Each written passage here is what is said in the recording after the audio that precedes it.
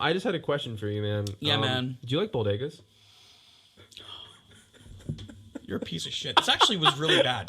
This was actually such a bad... No, this had a ripple effect, and I'll tell you what happened, what you fucking did.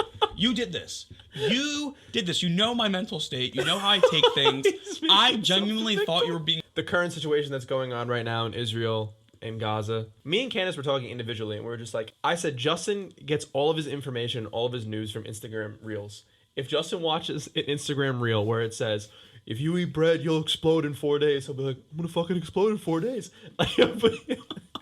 He'll believe it immediately off the bat. So I text him. I was like, hey, man, did you hear about what currently happened with Israel? I'm like, nah, man, I don't watch Fox News. What's going on?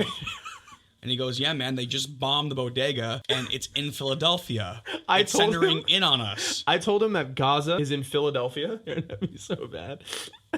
And I said it was a strip of bodegas, which is the most random thing that doesn't make any sense ever. Right. And an average person, no offense, would clearly put it together that is incorrect and wrong.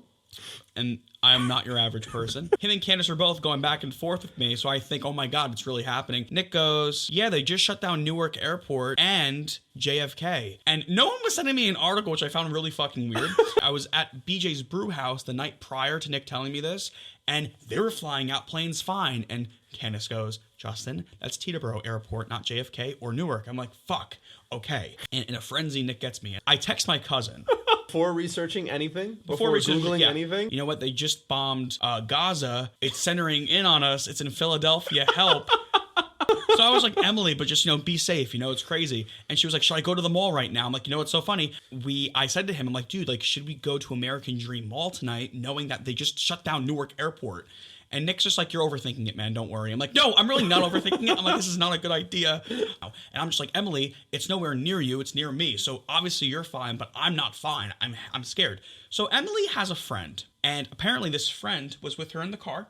And she had family going at that time to Newark Airport. So she calls her. I love this. And she starts freaking out her family members. So I'm over here texting Nick like, oh my God, it's crazy. And he was like, Justin, look up where Gaza is. And I realized in that moment it was a fucking prank. So I immediately text my cousin. I'm like, false alarm. I'm sorry. I don't know where Gaza is. I didn't know where Gaza was. And I get called and she's like, I had family flying into Newark Airport and I just called them and I freaked them out. And I'm like, it's not in Philly. I texted my cousin to be safe. And that they blew up Philly and closed down the airports. Nick pranked me. Gaza's in a different country, not Philly.